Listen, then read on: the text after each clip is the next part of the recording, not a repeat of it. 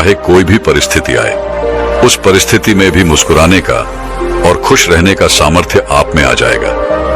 केवल आपको आज के इस कहानी में बताई गई विधि को ध्यान से सुनना होगा। तो चलिए रोचक कहानी की शुरुआत करते हैं। दोस्तों, हम सभी अपने जीवन में तरह तरह की परेशानियों का सामना कर रहे हैं और इन सभी परेशानियों का समाधान ढूंढने के लिए हम यहाँ वहाँ भागते रहते हैं ताकि हमें कहीं से कोई ऐसा उपाय मिल जाए जिससे हम अपनी समस्या का समाधान कर सके। हम हर किसी से यह उम्मीद लगाते हैं कि वह हमारी परेशानी में हमारा साथ देगा, किंतु ऐसा होता नहीं और हमारी उम्मीद आखिरकार टूट ही जाती है और तब हमारी जो बची कुची खुशियां हैं वह भी हमसे दूर चली जाती हैं।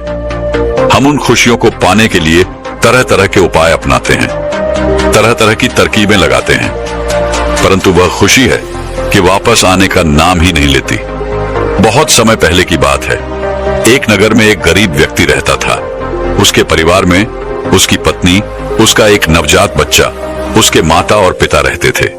वह बहुत ही गरीब था और उसका घर बहुत मुश्किल से चल पा रहा था।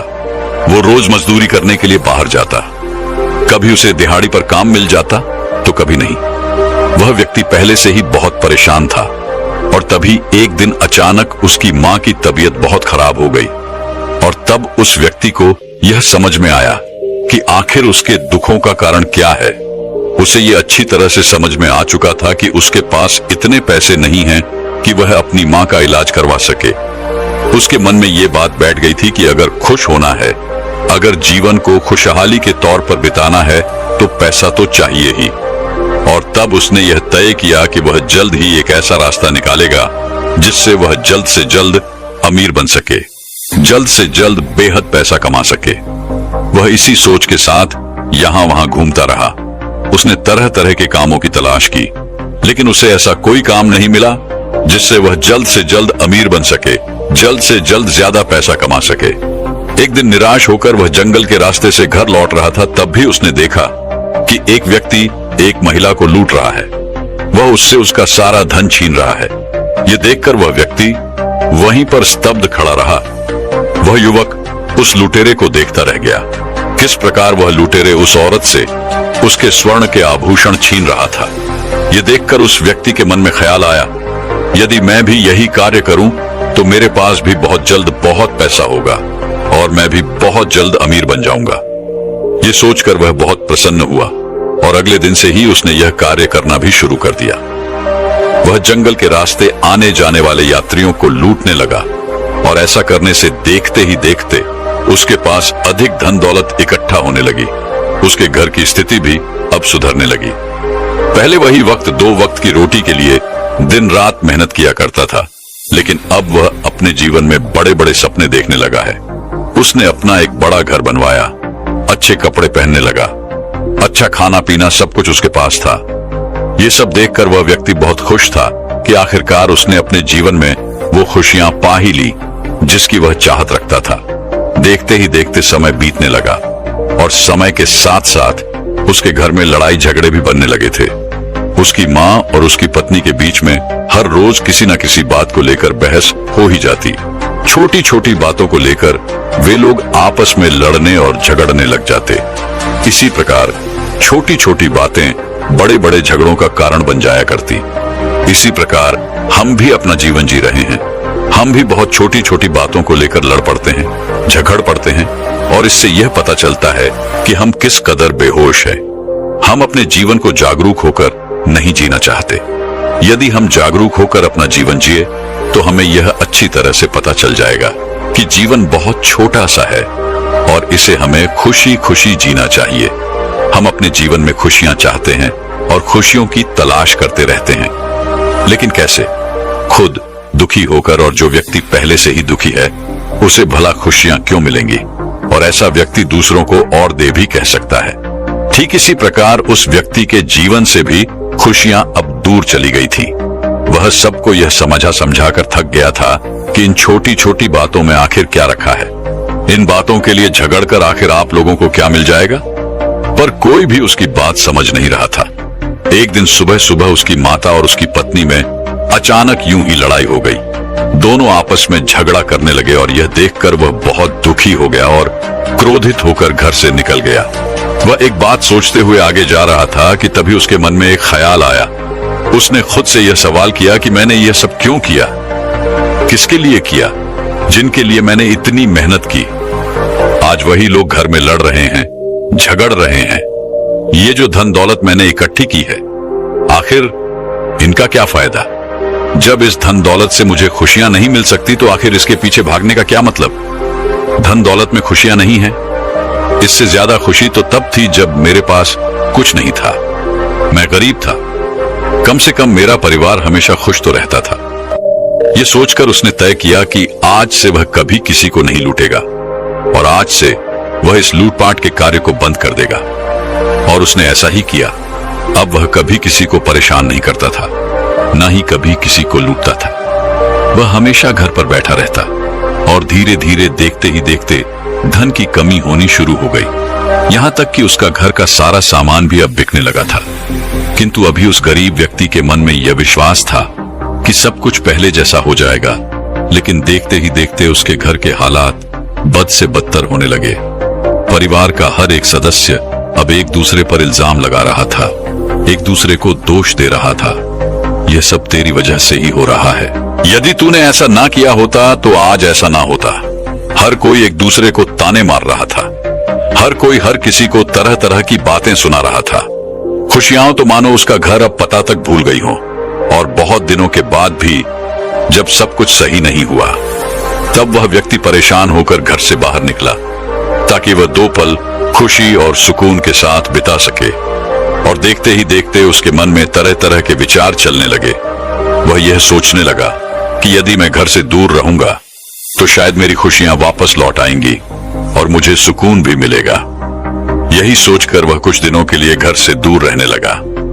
कुछ दिन तो उसे बहुत अच्छा लगा, मन को बहुत शांति मिली। लेकिन उसके बाद अचानक वह फिर से दुख में चला गया। उसके मन में तरह तरह के विचार उत्पन्न होने लगे। एक दिन एक पेड़ के नीचे बैठकर वह ये सोच रहा था, मुझे लगता है कि घर पर अब सब कुछ ठीक हो चुका होगा। अब मुझे घर चले जाना चाहिए। वैसे भी मेरी माँ, मेरे पिताजी और मेरी पत्नी मेरी चिंता कर रहे होंगे। वह मुझे न जाने कहां कहां ढूंढ रहे होंगे। मुझे तो लगता है कि सबको अपनी गलती का एहसास हो चुका होगा, इसलिए मुझे वापस घर चले जाना चाहिए। ये सोचकर वह अपने घर की ओर चल देता है। और जैसे ही वह अपने घर के करीब पहुंचता है, तभी उसे एक बार फिर से लड़ाई झगड़ों की आवाज सुनाई देने लगती है। वे सभी आपस में लड़ते हुए एक दूसरे से कह रहे थे, उसके चले जाने का कारण तू ही है, तेरे ही कारण यह सब हुआ है। इसी प्रकार वे सभी एक दूसरे पर यही इल्जाम लगा रहे थे, एक दूसरे को दोष दे रहे थे। लेकिन किसी को भी उस व्यक्ति को ढूंढने की चिंता या फिक्र नहीं थी, बल्कि उन लोगों को इस बात की चिंता थी कि वह किसकी वजह से गया। यह सुनकर उस व्यक्ति का दिल मानो टूट सा गया। वह भीतर ही भीतर पूरी तरह से निराश हो गया। और तभी उसकी नजर अपने छोटे बच्चे पर पड़ी, जो अपने छोटे छोटे पैरों से यहां वहां भाग रहा था और खेल रहा था, मुस्कुरा रहा था। एक वही था जो वहां पर पूरी तरह से खुश था। उसे उन सब की बातों से कोई लेना देना नहीं था। वह तो बहुत छोटा सा था। अपने बच्चे को इस तरह से देखकर उसका मन पिघल गया।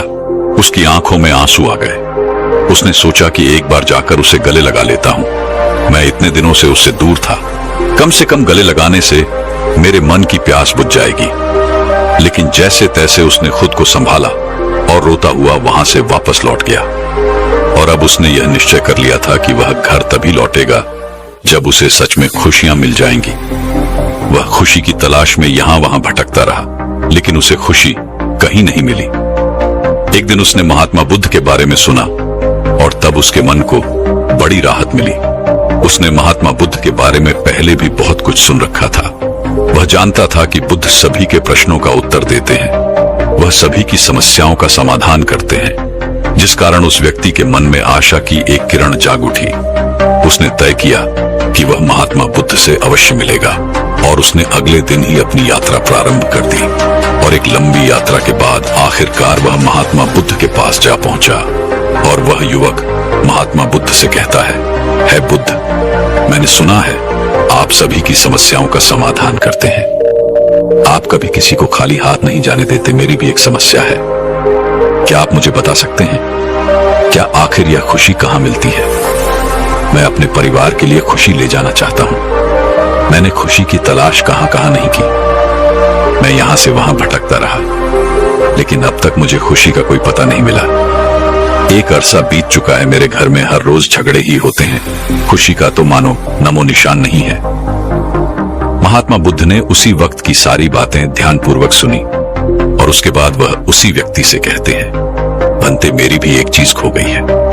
अगर तुम उसे मुझे खोजने में मेरी मदद करोगे तो मैं तुम्हारी खुशियों को अवश्य ही तुम्हें खोज कर दे दूंगा। इस पर वह युवक महात्मा बुद्ध से कहता है बुद्ध, बताइए वह कौन सी चीज थी? मैं उसे ढूंढ कर ला दूंगा। इस पर बुद्ध कहते हैं, एक छोटे से बच्चे ने मुझे एक छोटा सा सफेद पत्थर दिया था और वह पत्थर उस बच्ची को बहुत प्यारा था और उसने अपनी सबसे प्यारी चीज मुझे भेंट की थी और वह मेरे लिए बहुत कीमती था। लेकिन देखो, मेरी अज्ञानतावश मैंने उसे खो दिया। अब मैं उस पत्थर को कहां खोजूं? तभी वह युवक बुद्ध से कहता है बुद्ध, बताइए आपने आखिरी बार वह पत्थर कहां देखा था? इसका जवाब देते हुए महात्मा बुद्ध कहते हैं, बनते, जब मैं उस पेड़ के नीचे बैठा था तब मैंने उसे आखिरी बार देखा था और उसके बाद वह पत्थर न जाने कहां चला गया। महात्मा बुद्ध के मुख से यह सुनकर वह युवक तुरंत ही भागा भागा उस पेड़ के नीचे जा पहुंचा और वहां पर उस सफेद पत्थर की तलाश करने लगा। तभी महात्मा बुद्ध ने उसे रोकते हुए कहा, बनते, भले ही मैंने वह पत्थर उस पेड़ के नीचे खोया हो, लेकिन तुम्हें वह पत्थर उस पेड़ के नीचे नहीं खोजना है। तुम उस जगह को छोड़कर इस दुनिया में कहीं भी उस पत्थर को खोजो और जब मिल जाए तो मुझे लाकर दे देना। और हाँ, याद रहे, वह पत्थर बिल्कुल छोटा सा और सफेद था जिस पर खुशी लिखा हुआ है। उस व्यक्ति ने वहां पर बुद्ध की बात मान ली। उसने उस पेड़ के नीचे ना जाकर आसपास की जगहों पर देखने लगा। उसने पूरा दिन यूं ही निकाल दिया। उसने पूरा गांव छान मारा, लेकिन उसे कुछ भी नहीं मिला। देखते ही देखते वह एक बार फिर उस पेड़ के नीचे जा पहुंचा। तभी उसे महात्मा बुद्ध की वह बात याद आ गई कि उसे वह पत्थर उस पेड़ के नीचे नहीं ढूंढना है। तभी वह मन ही मन सोचने लगा, बुद्ध बड़ी अजीब सी बात कर रहे हैं। जो चीज जहां है, अगर मैं उसे वहां नहीं ढूंढूंगा तो वह मुझे कैसे मिलेगी और उस चीज को वहां ना ढूंढकर कहीं और कैसे ढूंढा जा सकता है?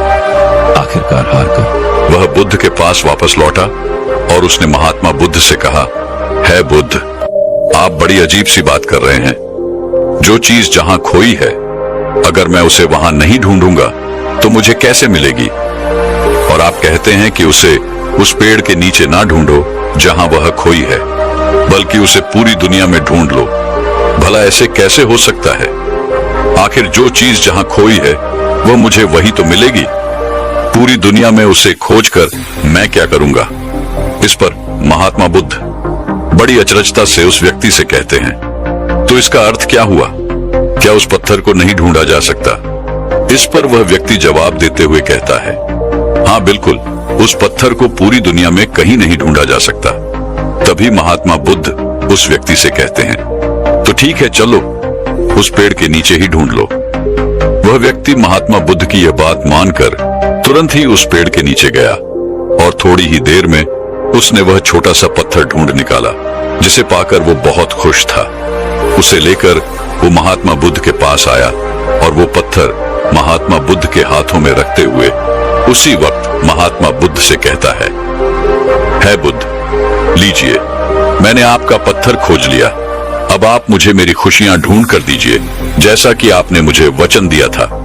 यदि मैं आपका पत्थर ढूंढ लूं तो आप मुझे मेरी खुशियां भी ढूंढ कर दे देंगे। इस पर बुद्ध मुस्कुराने लगे और इस व्यक्ति से कहते हैं, भंते, मैं तुम्हें कब से तुम्हारी खुशियां ही तो लौटाने का प्रयास कर रहा हूं। जो चीज जहां खोई है उसे वहां ना ढूंढकर यदि हम उसे पूरी दुनिया में ढूंढे तो वह हमें कहीं नहीं मिल सकती।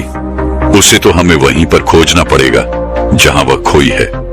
और यही कारण है कि तुम्हारे कितने ही अथक प्रयासों के बाद भी तुम अपनी खुशियों को खोज नहीं पा रहे, क्योंकि तुमने उन्हें कहीं और खोया है और तुम उसे पूरी दुनिया में ढूंढ रहे हो। तो ऐसा कैसे हो सकता है कि तुम्हें वह खुशियां मिल जाएं? इस पर वह व्यक्ति बड़ा आश्चर्यचकित हुआ और वह महात्मा बुद्ध से कहता है बुद्ध, आखिर आप क्या कहना चाहते हैं? आप ये कह रहे हैं कि मैंने अपनी खुशियां कहीं और खोई हैं, तो आप ही मुझे बताइए कि आखिर मैंने अपनी खुशियां कहां पर खोई हैं और मुझे क्यों नहीं पता कि वह कहां पर है। उस व्यक्ति की आवाज सुनकर महात्मा बुद्ध अपने स्थान से खड़े हुए और उस व्यक्ति का हाथ पकड़कर उसे एक छोटे से पेड़ के पास ले गए और फिर उस व्यक्ति से कहते हैं, भंते क्या होगा अगर मैं इस पेड़ के सारे तनों को काट दूंगा? क्या यह पेड़ वापस बड़ा नहीं होगा? इसका जवाब देते हुए वह व्यक्ति कहता है बुद्ध, आखिर वह पेड़ क्यों नहीं बड़ा होगा? उसकी शाखाएं बिल्कुल सही सलामत हैं और ऐसे में यदि उसे पानी और खाद फिर से मिलेगी तो वह पेड़ फिर से एक बार बड़ा हो जाएगा, उसके सारे तनी एक बार फिर लौट आएंगी। तभी महात्मा उस व्यक्ति से कहते हैं, तो इसका अर्थ क्या हुआ? क्या मैं इस पेड़ के कुछ शाखाओं को काट दूं? क्या ऐसा करने से यह पेड़ फिर बड़ा नहीं होगा? क्या ऐसा करने से इसकी शाखाएं फिर से तैयार नहीं होंगी? इसका जवाब देते हुए वह व्यक्ति कहता है, नहीं बुद्ध, ऐसा नहीं होगा, बल्कि इसकी शाखाएं एक बार फिर से निकल आएंगी और यह पेड़ एक बार फिर से बढ़ने लगेगा। तभी महात्मा बुद्ध उस व्यक्ति से कहते हैं, तो मैं क्या करूं? क्या मैं इसका मुख्य तन्हाई काट दूं? क्या ऐसा करने से यह पेड़ समाप्त हो जाएगा?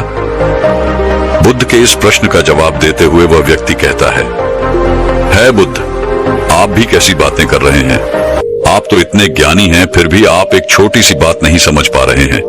यदि आपने इसके मुख्य तने को काट भी दिया तब भी यह पेड़ समाप्त नहीं होने वाला, बल्कि आपने इसे जहां से काटा होगा वापस फिर से इसकी वहां से शाखाएं फूटने लगेंगी और एक बार फिर से यह पेड़ बड़ा होने लगेगा। हाँ, इसमें समय जरूर लगेगा, लेकिन यह पेड़ बड़ा जरूर होगा।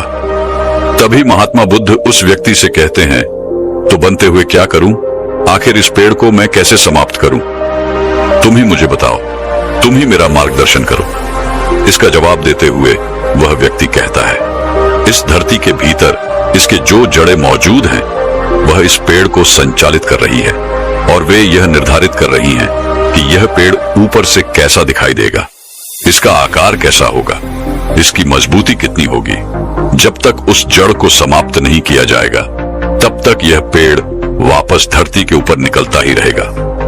उस व्यक्ति की आवाज सुनकर महात्मा बुद्ध मुस्कुराने लगे और इस व्यक्ति से कहते हैं, ये तो तुमने बिल्कुल ठीक कहा बनते। जिस प्रकार इस पेड़ की जड़ें धरती के भीतर हैं, उसी प्रकार मनुष्य की जड़ें भी उसके ही भीतर होती हैं।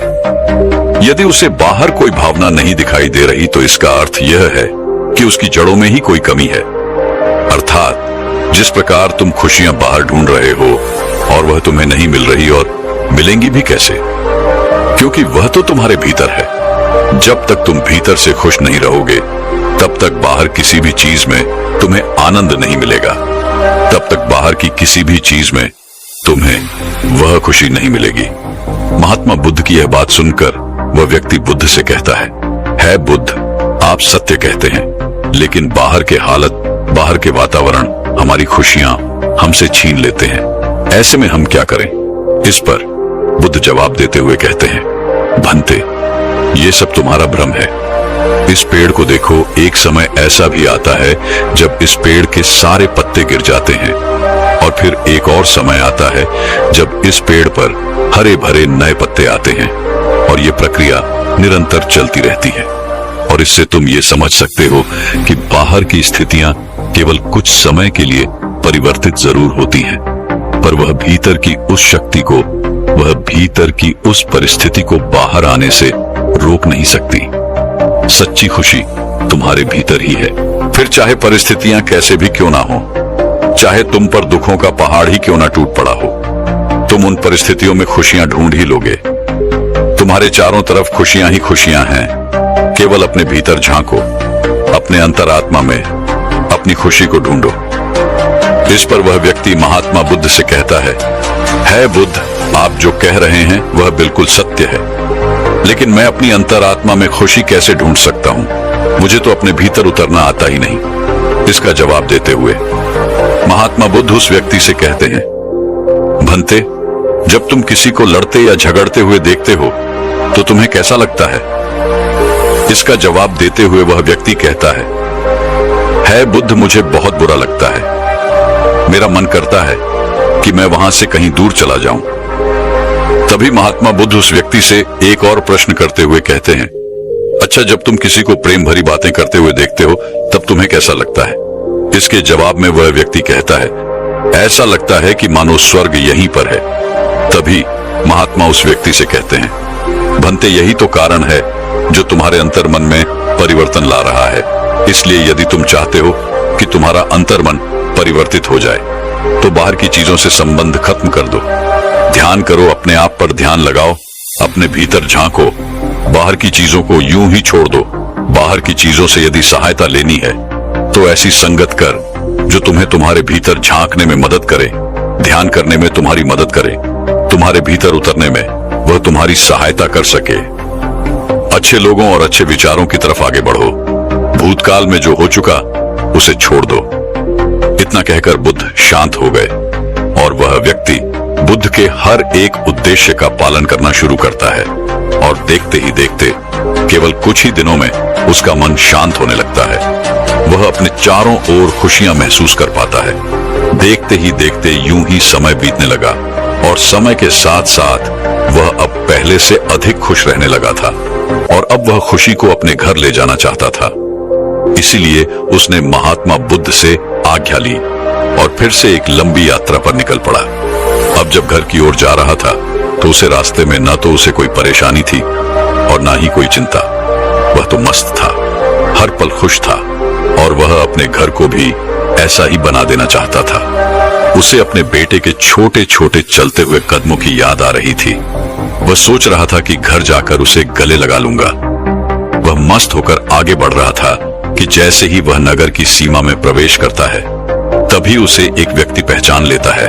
उसने पहचान लिया कि वह वही व्यक्ति है जिसने उसके साथ लूटपाट की थी और उस दौरान उसके साथी की मृत्यु भी हो गई थी। उसने तुरंत ही उस व्यक्ति को पकड़ लिया और राजा के सामने पेश किया। जब राजा ने उस व्यक्ति से उसके अपराधों के बारे में पूछा तो उसने वो सारे अपराध खुशी खुशी स्वीकार कर लिए। राजा ने तुरंत ही उसे मृत्यु दंड दिया, उसे फांसी पर लटकाने की सजा दे दी।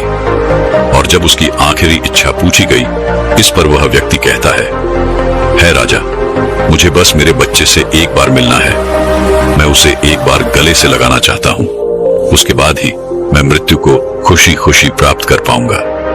राजा ने उस युवक की बात मान ली।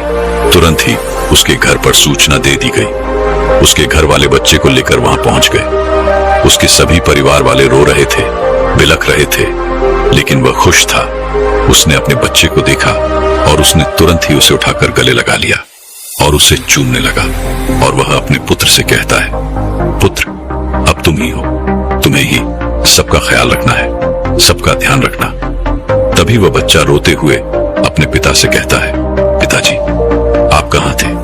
मैं आपको कितने दिनों से ढूंढ रहा था, मैं आपका इंतजार कर रहा था, लेकिन आप मुझसे मिलने कभी नहीं आए। लेकिन अब मैं आपको कहीं नहीं जाने दूंगा। अपने पुत्र के मुख से यह सुनकर उसकी आंखों में आंसू आ गए और जाते जाते वह अपने परिवार वालों से कहता है, जिंदगी खुशियों से भरी है, छोटी है, लेकिन इसमें चारों तरफ केवल खुशियां ही खुशियां हैं। इसे दुख में बर्बाद मत करो, बल्कि हर पल को खुशी से जियो। इस तरह से यूं छोटी छोटी बातों पर लड़ाई झगड़े करते रहना ये अच्छी बात नहीं है। इस प्रकार से तुम कभी भी आगे नहीं बढ़ पाओगे और एक दिन इसी मिट्टी में मिल जाओगे। इसीलिए जब तक जिंदा हो इस जीवन को खुशी खुशी जियो, क्योंकि यह समय वापस नहीं लौटने वाला। वह व्यक्ति अपने परिवार से बातें कर ही रहा था कि तभी राजा के आदेश पर सैनिकों ने जबरदस्ती उसे पकड़कर फांसी पर लटका दिया। उसका परिवार यह नजारा देखता रह गया। वे लोग चिल्लाते रहेंगे, रोते रहेंगे, बिलखते रहेंगे और आज उन्हें अपनी गलती का एहसास भी हो चुका था। वे अच्छी तरह से समझ चुके थे कि इन सब का कारण कौन है। दोस्तों, आप में से हर कोई बहुत भाग्यशाली है, क्योंकि आपको इतना कीमती जीवन मिला है। इस जीवन को यूं ही दुखों में बर्बाद क्यों कर रहे हो, बल्कि इसे तो हमें खुशियों के साथ जीना चाहिए, अपने परिवार के साथ मिलजुल कर जीना चाहिए। लेकिन हम हैं कि छोटी छोटी बातों पर लड़ते और झगड़ते रहते हैं।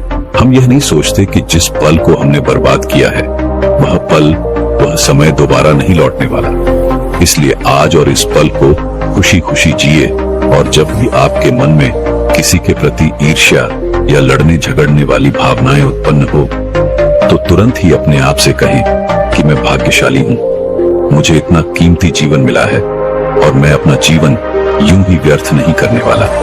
तो दर्शकों, जिंदगी की असली खुशी पाने के रहस्य के ऊपर अगली रोचक कहानी की शुरुआत करते हैं। दोस्तों, बहुत समय पहले की बात है। एक नगर का राजा बहुत दुखी था, बहुत परेशान था, क्योंकि उसका राज्य बहुत छोटा सा था और वह राज्य बहुत आकर्षक, और वहां के लोग भी बहुत खुशहाल थे। वह अपने राजा के प्रति पूरी तरह से वफादार थे, जिस कारण आसपास के सभी राज्य उस राज्य पर अपना हक जताना चाहते थे, उस पर कब्जा करना चाहते थे। और इसी कारणवश उस राज्य का राजा बहुत दुखी रहता था, परेशान रहता था, क्योंकि उसके चारों तरफ केवल शत्रु ही शत्रु थे। अपने इन्हीं दुखों से परेशान होकर एक दिन वह अपने गुरु के पास जा पहुंचा और राजा ने अपनी इस समस्या का समाधान मांगा। इस पर उन गुरु ने राजा को ध्यान करने के बारे में बताया, राजा को ध्यान का महत्व समझाया। राजा ने यह तय कर लिया कि वह कुछ दिन वहीं आश्रम में ठहरेगा और ध्यान अच्छी तरह से सीखकर ही वापस महल जाएगा। राजा ने वैसा ही किया। वह अगले कुछ दिनों तक वहीं आश्रम में ठहरा और अच्छी तरह से ध्यान सीखने के बाद वह वापस महल लौटा। ध्यान के पश्चात राजा के मन में एक अजीब सा सुकून था और वह रोज राजमहल के सारे कार्य निपटाकर ध्यान किया करता, और इस प्रकार धीरे धीरे उसकी समझ का दायरा बढ़ता चला गया। अब वह चिंतित नहीं रहता था और ना ही अब वह परेशान रहता, बल्कि अब तो वह पहले से खुश रहने लगा था, मुस्कुराने लगा था। इसी प्रकार समय बीता चला गया और कुछ महीनों बाद वह इतना ज्ञानी हो चुका था कि उसे अज्ञान साफ साफ दिखाई देने लगा था, और जब भी राजा से किसी कार्य को लेकर कोई राय मांगी जाती तो वह सत्य कहता, जिस कारण राज दरबार और महल के सभी लोगों को अब राजा पागल समझ में आने लगा था। ऐसे ही कुछ और दिन बीते और तभी एक दिन राजा की माता का निधन हो गया। राज दरबार और महल के सभी लोग रो रहे थे, चारों तरफ मातम छाया हुआ था, लेकिन वहीं पर वह राजा पूरी तरह से संतुष्ट था और उसके चेहरे पर एक अजीब सी मुस्कान थी। अपनी माता को इस प्रकार देख अचानक राजा के मुख से निकलता है, हे ईश्वर, आपका बहुत बहुत धन्यवाद। आपकी कृपा से मेरी माता मेरे साथ इतने दिनों तक रही। मैंने अपनी माता के साथ बहुत अच्छा समय बिता है, और अब जब वह मेरे पास नहीं है तो आप उन्हें अपने पास स्थान देना। राजा की ये बातें सुनकर सभी लोग हैरान थे। राजा को अपनी माता के जाने का तनिक भी दुख नहीं था, बल्कि वह तो मुस्कुरा रहे थे। उनके चेहरे पर एक मुस्कान थी, पर फिर भी किसी ने राजा से कुछ नहीं कहा। देखते ही देखते करीब एक महीना और बीता, और तभी एक दिन उसकी पत्नी जो गर्भवती थी, उसका बच्चा मरा हुआ पैदा हुआ। जब यह खबर राजा तक पहुंची तब वह राजा मुस्कुराते हुए कहता है, हे ईश्वर, तेरा धन्यवाद। मेरी पत्नी सही सलामत है। उसे बचाने के लिए, उसे सही सलामत रखने के लिए मैं आपका आभारी हूं। यह देखकर राजा के मंत्री से रहा नहीं गया और वह राजा से पूछ बैठा, हे राजन, आप ये कैसी बातें कर रहे हैं? क्या आपको आपके होने वाले बच्चे के जाने का दुख नहीं है? इस पर वह राजा मुस्कुराते हुए जवाब देता है और कहता है, मंत्री जी, जो कभी आया ही नहीं, उसके जाने का कैसा दुख? बल्कि जब वह गर्भ में था तो उसके होने का एहसास बहुत अच्छा था। वह पल, वह समय बहुत अच्छा था, बहुत खूबसूरत था। राजा की यह बात मंत्री को समझ नहीं आई, लेकिन फिर भी उसने राजा से आगे कुछ नहीं कहा। देखते ही देखते ऐसे ही कुछ और दिन भी बीते, और तभी अचानक एक दिन उस राज्य पर पड़ोसी राज्य ने आक्रमण कर दिया। यह देख उस राज्य की प्रजा और वह पूरा राज्य दरबार चिंतित था। सभी परेशान थे, सभी इस समस्या का हल निकालना चाहते थे, लेकिन राजा अब भी मुस्कुरा रहा था। उसके चेहरे पर अब भी मुस्कान थी, और राजा अपने सभी राज्य दरबारी और अपनी प्रजा से कहता है, घबराइए मत, आज वह समय आ गया है जिसके लिए हम बने हैं। हम जानते हैं कि हमें हमारे राज्य की रक्षा करनी होगी, तो इसमें परेशान होने वाली बात क्या है? ये तो खुश होने वाली बात है कि हम जैसे वीरों को ये मौका मिला है।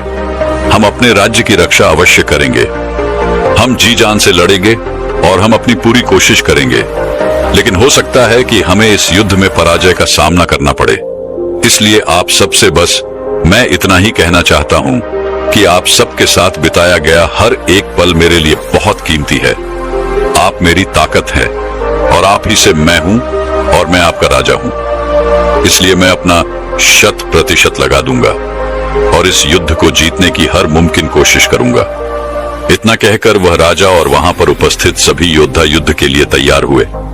सभी लोग युद्ध भूमि पर पहुंचे और करीब 2 दिनों तक खूब घमासान युद्ध हुआ। राजा बहुत बहादुरी से लड़ा, उसके सैनिक, उसके योद्धा बहादुरी से लड़े, परंतु उस छोटे से राज्य की सेना उस बड़े राज्य की सेना का सामना ना कर पाई और 2 दिनों के अथक प्रयासों के बाद, अपने कई वीर सैनिकों को खोने के बाद वह युद्ध हार ही गए। उस राजा को बंदी बना लिया गया और दूसरे राजा के सामने पेश किया गया, लेकिन वह राजा अब भी संतुष्ट था। उसके चेहरे पर अब भी मुस्कान थी और इस प्रकार दरबार में उसे देखकर हर कोई आश्चर्यचकित था। हर कोई यह जानना चाहता था कि आखिर राजा के मुस्कुराहट का कारण क्या है, और उस राजा की यह मुस्कान देखकर वह दूसरा राजा भी कुछ समझ नहीं पा रहा था। तभी उसने पूछा, तुम हार चुके हो और फिर भी मुस्कुरा रहे हो, क्या तुम्हें डर नहीं लगता? आज तुम मेरे सामने इसलिए पेश किए गए हो कि मैं तुम्हें मौत की सजा दूं। क्या तुम अपने जीवन की भीख नहीं मांगोगे? इस पर वह बंदी राजा उस दूसरे राजा से कहता है, हे राजन, मैं अपने जीवन की भीख क्यों मांगूं? मैं पूरी तरह से संतुष्ट हूं और मैं तो बहुत खुश हूं। इस पर वह दूसरा राजा प्रश्न करते हुए कहता है, परंतु क्यों? जिस राज्य के तुम राजा थे, अब वह राज्य तुम्हारा नहीं रहा, बल्कि अब तो वह मेरा हो चुका है, और उसके बाद भी तुम्हें कोई गम नहीं, तुम्हें कोई दुख नहीं। आखिर ऐसा क्यों? इस पर वह बंदी राजा उस राजा के इस प्रश्न का जवाब देते हुए कहता है, हे राजन, मैं आज बहुत खुश हूं क्योंकि आप जैसे परमवीर योद्धा और एक महान राजा की देखरेख में आज से मेरी पूरी प्रजा सुरक्षित रहेगी और अपने जीवन में आगे विकास करेगी। भला इससे बेहतर और क्या हो सकता है? जो जिम्मेदारियां आज तक मेरे ऊपर थी, जो मुझे पूरी करनी थी, अब वह आपके ऊपर है, आपके कंधों पर है। अब मैं उन जिम्मेदारियों से मुक्त हो चुका हूं, तो खुश होने वाली बात नहीं। और आज तो मैं यह भी समझ चुका हूं कि ना तो इस दुनिया में कोई राजा होता है और ना ही कोई भिखारी। यहाँ तो बस उसके हालात होते हैं। उसके हालात ही उसे राजा और भिखारी बनाते हैं, और यह समय बहुत तेजी से बदल जाता है। यह ऐसा है मानो जैसे मैं अपने हाथों से रेत को पकड़ने की कोशिश कर रहा हूं, उसे इकट्ठा करने की कोशिश कर रहा हूं, लेकिन वह बार बार मेरे हाथों से फिसल ही जाती है और मैं बार बार उसे इकट्ठा करने की कोशिश करता हूं। सोचता हूं कि वो मेरे हाथों में इकट्ठा रहे, लेकिन ऐसा हो नहीं पाता। और सोचिए, यदि मैं जिंदगी भर बस यही करता रहूं, तो आखिर मुझे जीवन में क्या मिल पाएगा? यह समय जो आज आपके हाथों में, यह कल किसी और के हाथों में होगा, और इसी तरह से वह कल किसी और के हाथों में चला जाएगा। इस बात को मैं अच्छी तरह से जान पा रहा हूं, इसे देख पा रहा हूं, और इसी वजह से मैं मुस्कुरा रहा हूं। उस बंदी राजा की यह बात सुनकर वह दूसरा राजा कुछ देर के लिए सोच में पड़ गया, और फिर वह उस बंदी राजा से कहता है, हे राजन, मुझे तुमसे मिलकर बहुत प्रसन्नता हुई। तुम्हारे जैसा राजा मैंने आज तक नहीं देखा। भले ही आज तुम्हें मेरे सामने बंदी बनाकर लाया गया हो, किंतु आज भी तुम एक राजा ही हो, इसीलिए मांगो। तुम क्या मांगना चाहते हो? इस पर भूपेंद्र जी राजा मुस्कुराते हुए उस दूसरे राजा से कहता है, हे राजन, यदि आप मुझे कुछ देना ही चाहते हैं, तो कृपया करके मेरे उन बंदी योद्धाओं और मेरे परिवार को मुक्त कर दीजिए। बस इसके अलावा मैं और कुछ नहीं चाहता। इस पर वह दूसरा राजा प्रसन्नता से उस बंदी राजा से कहता है, ठीक है, यदि तुम चाहते हो कि तुम्हारे परिवार वाले और तुम्हारे उन बंदी योद्धाओं को मैं मुक्त कर दूं, तो मैं ऐसा ही करूंगा। किंतु मैं ये चाहता हूं कि आप और आपके योद्धा मिलकर हमारे साथ मिलकर युद्ध लड़े और हम पूरी दुनिया पर जीत हासिल करें। इसके जवाब में वह बंदी राजा मुस्कुराते हुए उस दूसरे राजा से कहता है, हे राजन, आपका बहुत बहुत धन्यवाद। आप बहुत दयालु हैं। मेरे योद्धा, मेरे सैनिक आपकी सेवा में अवश्य रहेंगे। जो आपके साथ रहना चाहते हैं वह रह सकता है। और रही बात मेरी, तो मैंने अब वास्तविकता को देख लिया है। उसे अच्छी तरह से जान लिया है और मैं एक ही गलती बार बार नहीं दोहराना चाहता। मैं अब यहां से जाना चाहता हूं और मैं अपना जीवन जीना चाहता हूं। इस पर वह दूसरा राजा उस बंदी राजा से कहता है, परंतु क्यों? तुम मेरे आधे दिन होकर इस राज्य को चला सकते हो और अपनी प्रजा की देखरेख कर सकते हो। वह बंदी राजा उस दूसरे राजा से कहता है, हे राजन, जिसे आप मेरा राज्य कह रहे हैं, आप भूल रहे हैं कि कुछ देर पहले आपने वह राज्य मुझसे जीत लिया है और अब ना तो यह मेरा राज्य है और ना ही यह मेरी प्रजा है। आपसे सब कुछ आपका है, इसलिए अब आप ही को इनकी देखरेख करनी होगी, आप ही को इनका ख्याल रखना होगा।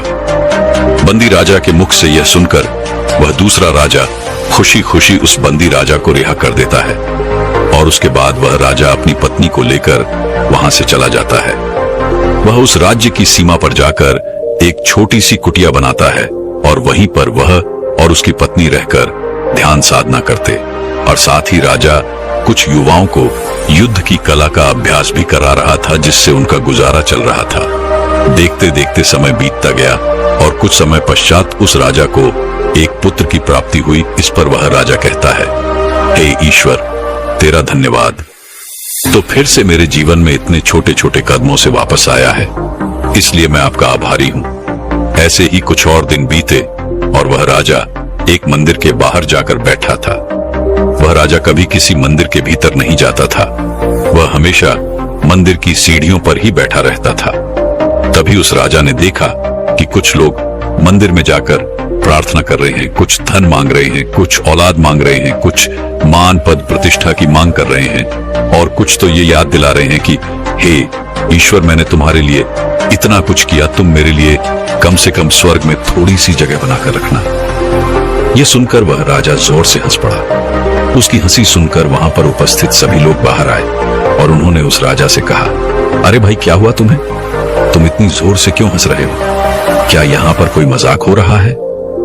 इस पर वह राजा कहता है, सच कहा आपने, यहाँ मजाक ही तो चल रहा है, क्योंकि आप सब यहाँ पर परमात्मा की पूजा करने नहीं आए, बल्कि परमात्मा से धन दौलत, नौकरी, सुख और स्वर्ग में जगह प्राप्त करने के लिए आए हैं। भला इससे बड़ा मजाक और क्या हो सकता है? उस ईश्वर ने आपको इतना सब कुछ दिया है, क्या आप उसके लिए धन्यवाद नहीं कर सकते? बल्कि जो आपके पास नहीं है, आप उसके लिए रोते रहते हैं। और यदि ईश्वर ने तुम्हें ये सब भी देना बंद कर दिया, तो हो सकता है कि आप ईश्वर से नाराज हो जाएं, आप उसे मनाना भी बंद कर दें, आप उसे बात करना तक बंद कर दें। तभी उनमें से एक व्यक्ति राजा से कहता है, तुम कहना क्या चाहते हो? तुम्हारा अर्थ क्या है? कहीं तुम यह तो नहीं कह रहे कि मंदिर में ईश्वर नहीं है? इस पर वह राजा हंसते हुए कहता है, मैं इस पर कुछ नहीं कहना चाहता, बल्कि मैं आप लोगों से एक प्रश्न करना चाहता हूँ। आप ही लोग मुझे बताइए, क्या आखिर वो कौन सी जगह है जहाँ ईश्वर नहीं है? राजा का यह प्रश्न सुनकर वहां पर उपस्थित हर एक व्यक्ति चुप हो गया, क्योंकि किसी के पास राजा के इस प्रश्न का कोई जवाब नहीं था। तभी आगे वह राजा उन सभी से कहता है, आप सभी यहाँ प्रार्थना करने नहीं आते और इसी कारण आप लोगों की प्रार्थना कभी स्वीकार नहीं होती। तभी उनमें से एक व्यक्ति राजा से कहता है, तो आप भी बता दीजिए, आखिर प्रार्थना करने का सही तरीका क्या है? आखिर प्रार्थना कैसे की जाती है? इस पर वह राजा मुस्कुराते हुए उन सभी से कहता है, प्रार्थना करने के लिए किसी खास स्थान की कोई जरूरत नहीं है।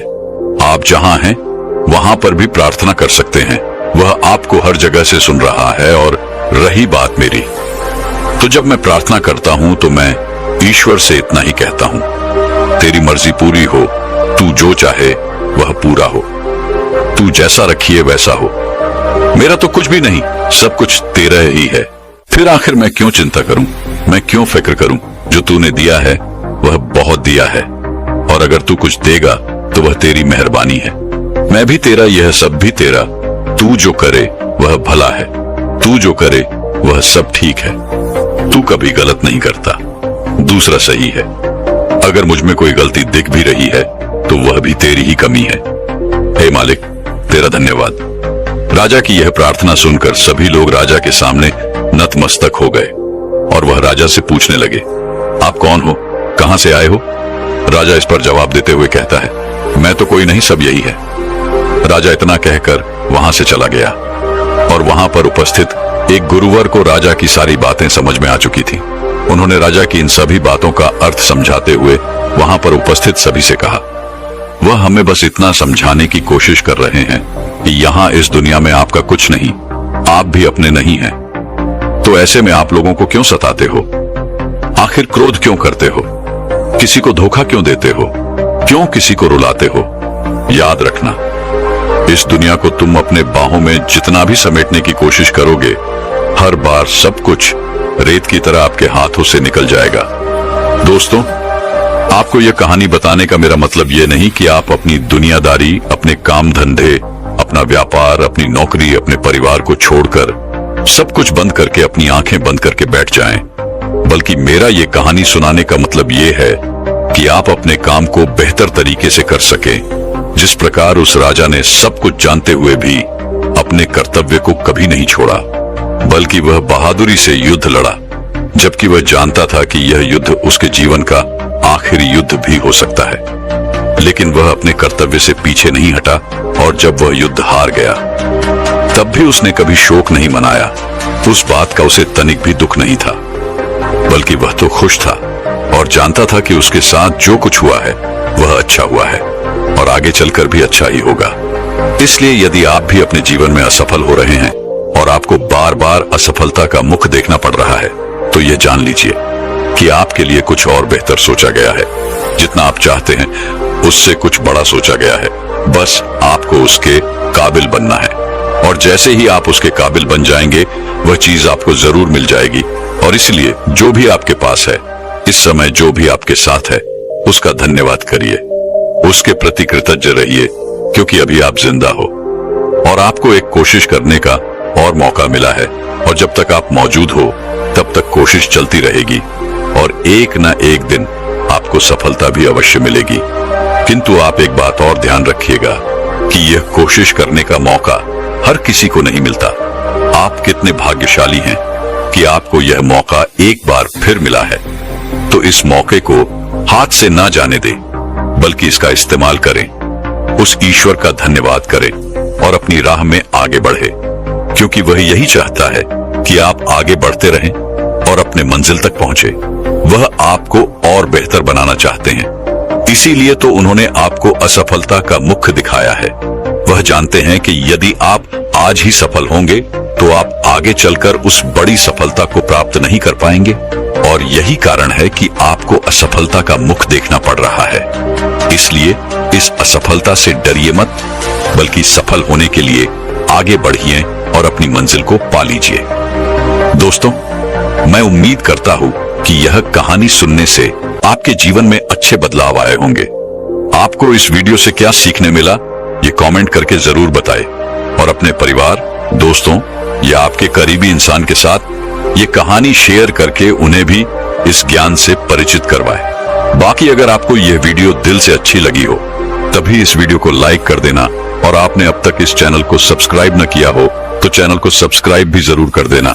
आपका हर दिन शुभ हो और खुशियों से आपका जीवन भरा रहे। धन्यवाद। नमो बुद्धाय।